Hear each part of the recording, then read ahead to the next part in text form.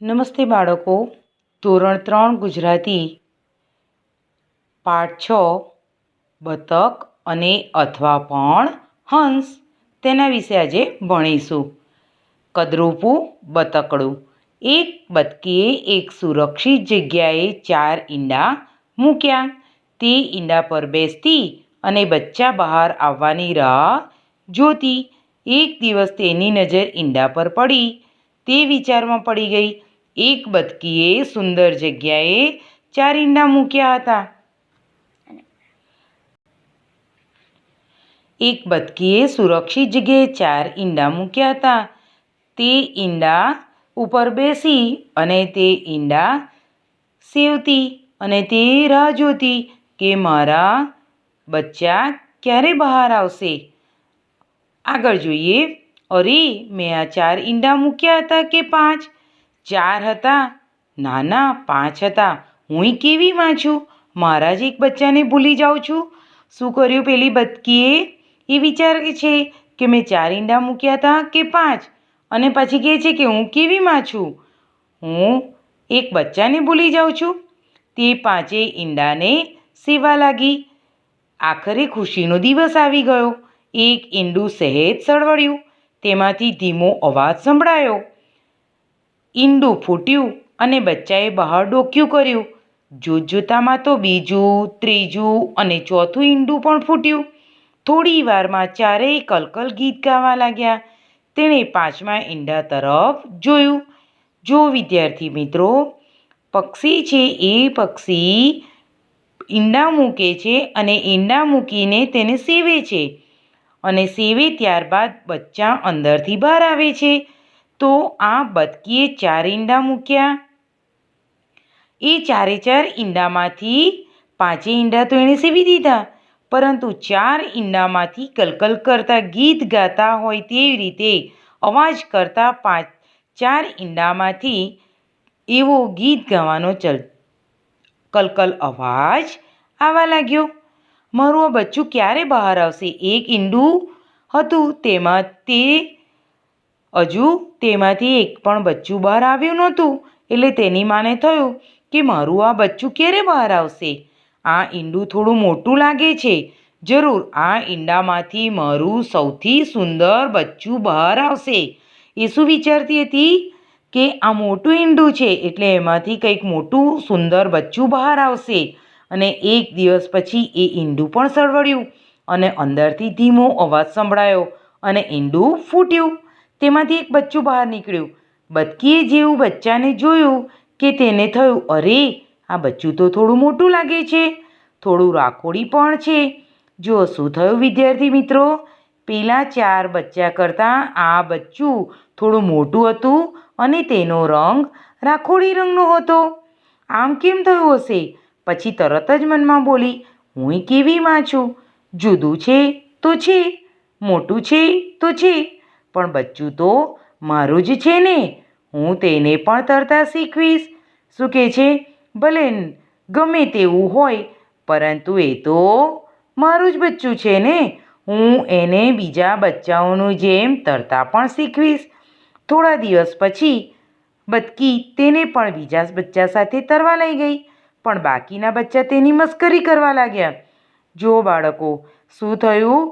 બતકી તેના બચ્ચાઓને તરવા માટે પાણીમાં લઈ ગઈ, અને પેલા જે 4 બચ્ચાઓ હતા એ 4 બચ્ચાઓ આ બીજા બચ્ચા 5મા બચ્ચાની શું કરવા લાગ્યા હતા? મસ્કરી કરવા લાગ્યા. શું કરતા હતા જોઈએ આપણે.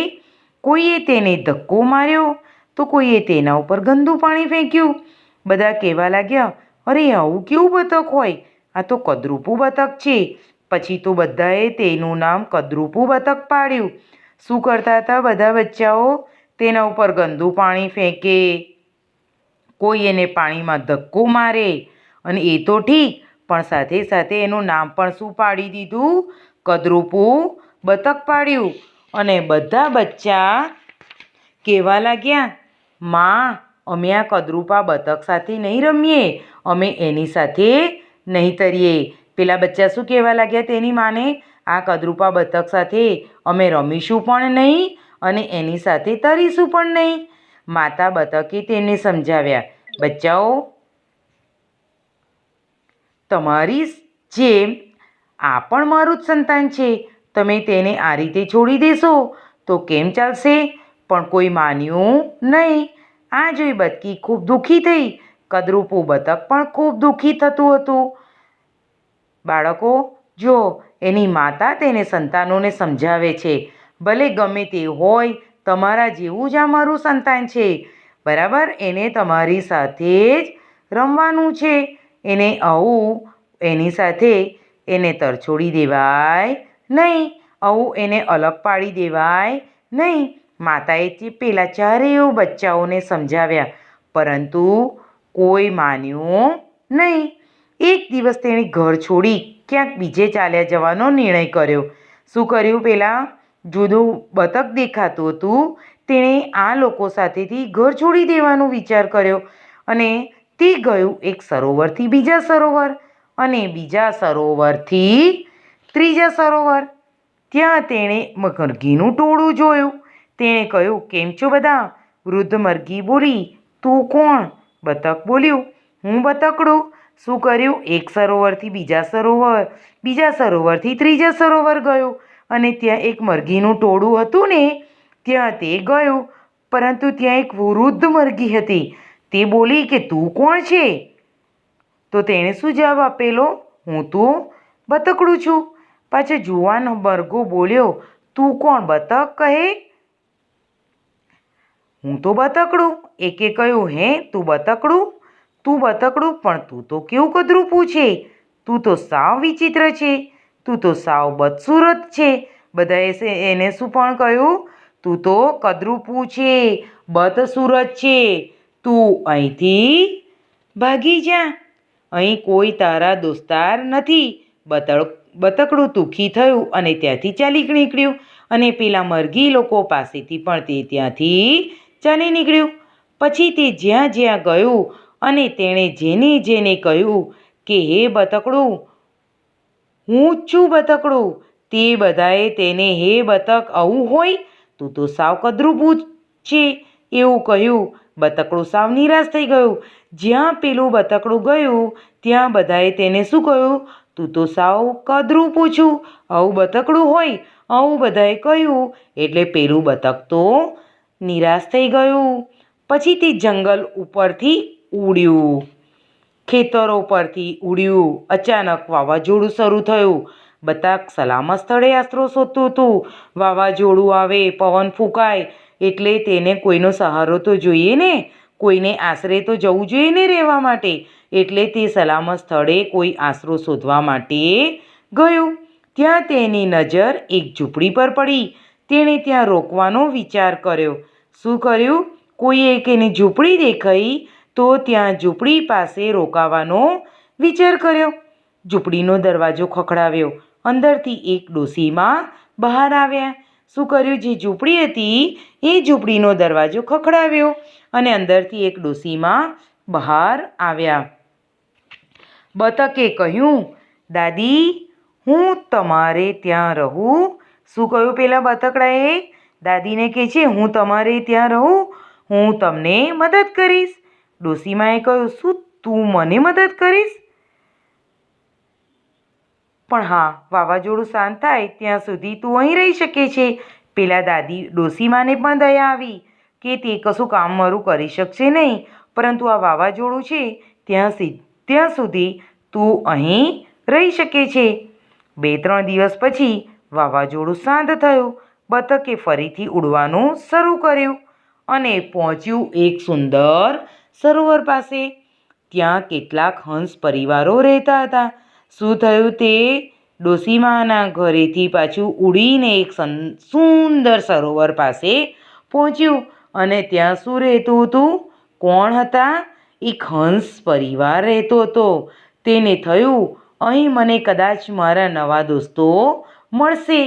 તે બીજા બચ્ચાઓ પાસે પહોંચી ગયું. વૃદ્ધ હંસે કહ્યું, અરે, તું ભૂલું પડી ગયેલું લાગે છે. આવ, હવે આપણે સાથે જ રહીશું.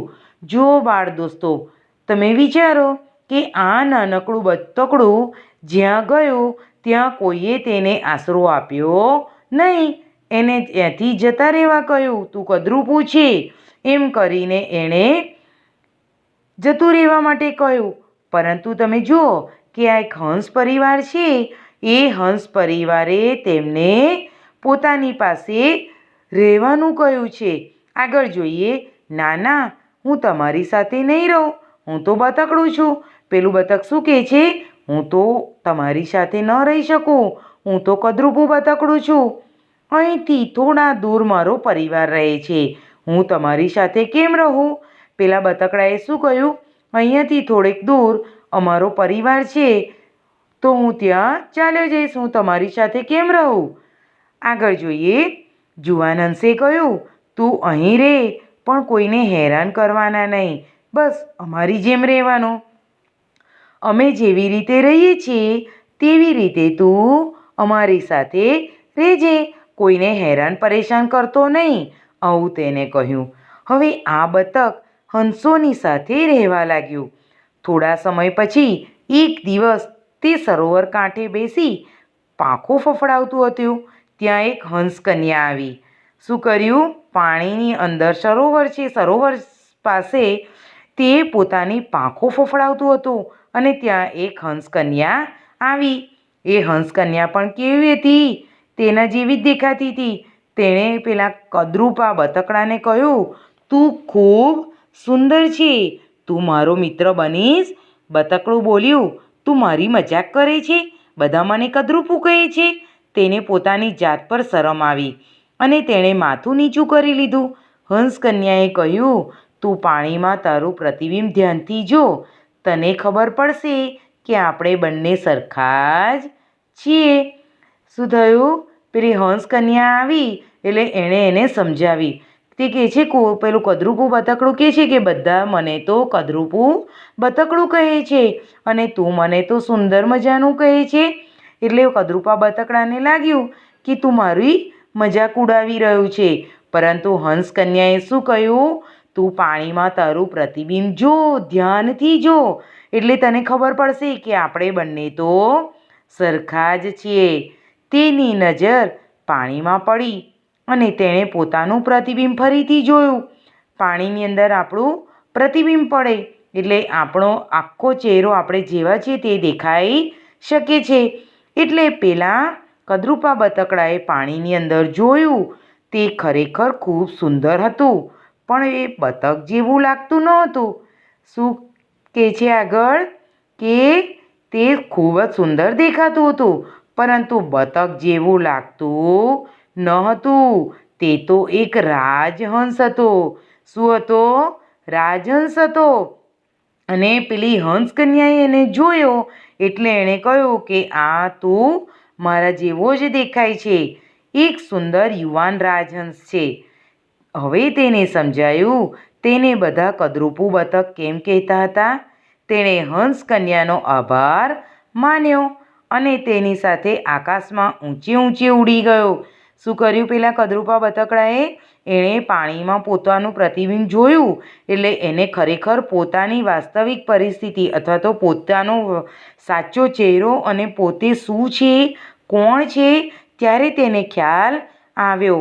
અને આવી સાચી હકીકતની જાણ કરનાર જે હંસકન્યા હતી તે હંસકન્યાનો તેણે ખૂબ ખૂબ આભાર માન્યો અને હંસકન્યા સાથે ઊંચે ઊંચે આકાશમાં ઉડી ગયો.